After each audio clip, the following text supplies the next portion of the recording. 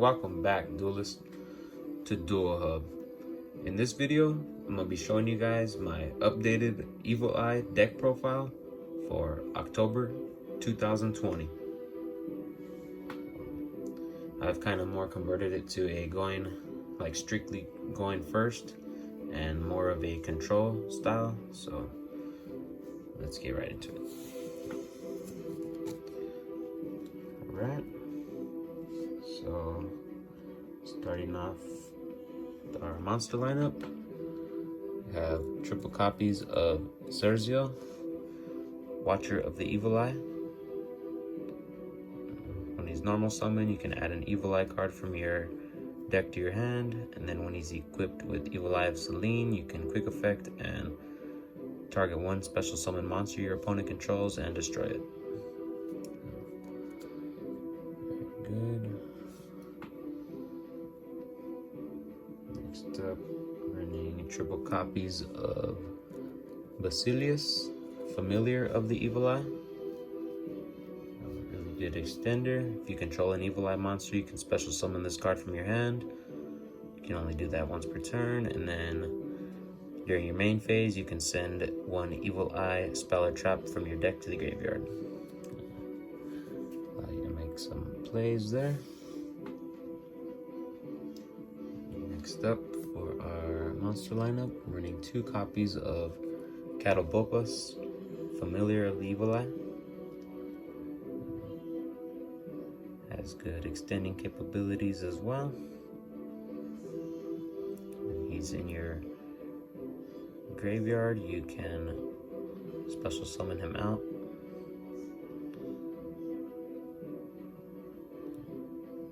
If you control another Evil Eye monster, help you link climb really good. Then I'm running the 1 Medusa, Watcher of the Evil Eye. I mostly use her for utility. She can quick effect, and she's essentially a DD Crow. So, banish a monster in your opponent's graveyard. And next up, I'm running 3 copies of Tour Guide from the Underworld. Tour Guide is a linked replay in this deck, so you'll pull out your Tour Guide, special summon your Catobopus, link him off, and then Catobopus will be able to special summon himself out. And then you can go into your linked replay from there. So Tour Guide is really nice at 3 in this deck. Next up, I'm running triple copies of Ghost Sister and Spooky Dogwood. The way the Evil Eye works is you're always going to be losing life points, so at some point you need to get some life points back. Then this card's really good too, just allow you to go up on life points, kind of prevent your opponent from being able to OTK you.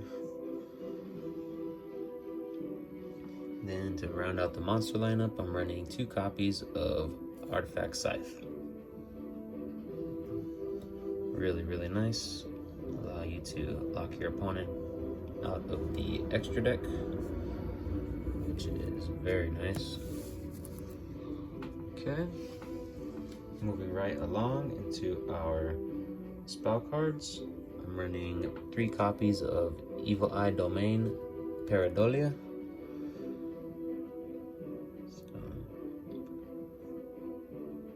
Really nice starter card here. When this card is activated, you can add 1 Evil Eye monster from your deck to your hand. So you'll most likely be searching out your Sergio. And then once per turn during damage calculation, if your Evil Eye monster is attacked while Evil Eye Selene is in your spell or trap zone, you can make the battle damage you take from this battle also inflicted to your opponent. Very nice there. And if this card is in the field zone, destroyed by card effect, you can target 1 Evil Eye monster in your graveyard and add it to your hand. Give you a little bounce back action as well. Okay, moving right along, I'm running 2 copies of Evil Eye of Selene. Very important part of the deck. Like 2's a good number to run. And then I'm running the 1 copy of Evil Eye of Gorgonio. Drop this down to 1. This card's good, but it's not great. Still very good to have in there. Okay, running 2 copies of Evil Eye Re-Emergence.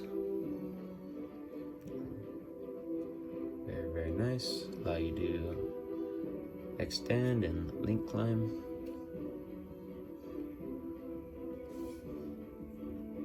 I'm running the 1 copy of Evil Eye Awakening. I dropped that down to 1 just because it's a hard once per turn. Reduce the chance of opening 2 of them.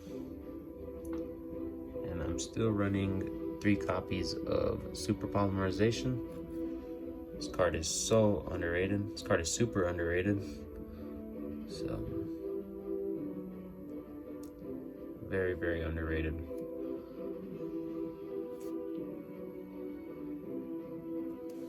Copies of Super Poly, and I'm running the 1 copy of Terraforming to search out our Pareidolia. Okay, that's it for the spell lineup.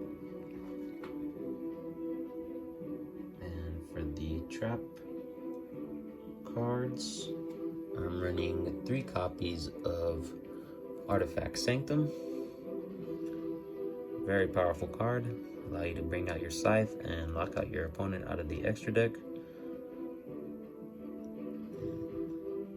If this card is in its owner's possession is destroyed by your opponent's card, you can target 1 card in the field and destroy it. So that's very nice too. This card is very powerful. Reprint of that was very much appreciated. Next up, I'm running triple copies of Crackdown.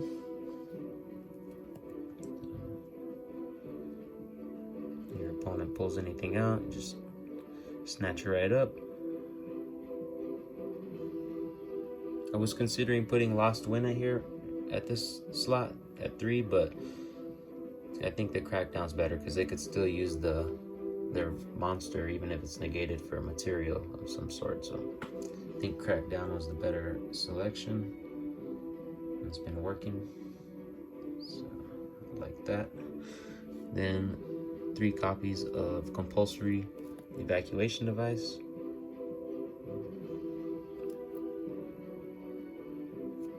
Very nice, very powerful card right there.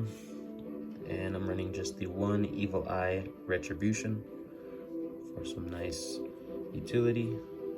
This deck gets killed by Cosmic Cyclone, so if I can prevent 1 from going off, that's really good. Okay, that'll do it for the main deck. Moving right into the extra deck.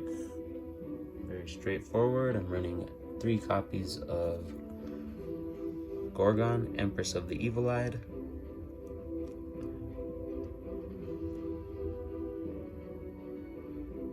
Very nice. And I'm running 3 copies of Zerziel, Ruler of the Evil-Eyed. I'm running him at 3 because it's easy to go and use himself into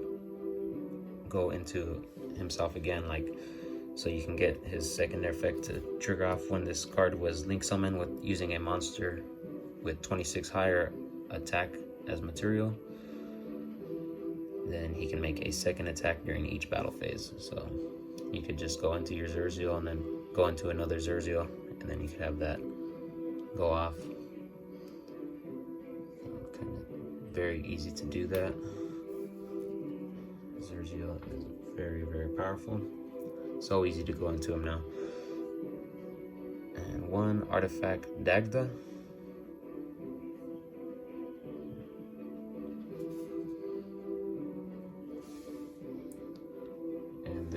our super polymerization targets. We got our Starving Venom Fusion Dragon, our Predaplant Trifoliatum, one Dracostapilia, one Invoked Elysium, one Mud Dragon of the Swamp, one Draco Necro Nether Dragon Necro Nether Soul Dragon, or our zombie matchup, one Earth Golem at Ingister, and the one Solomon Great Violent Chimera.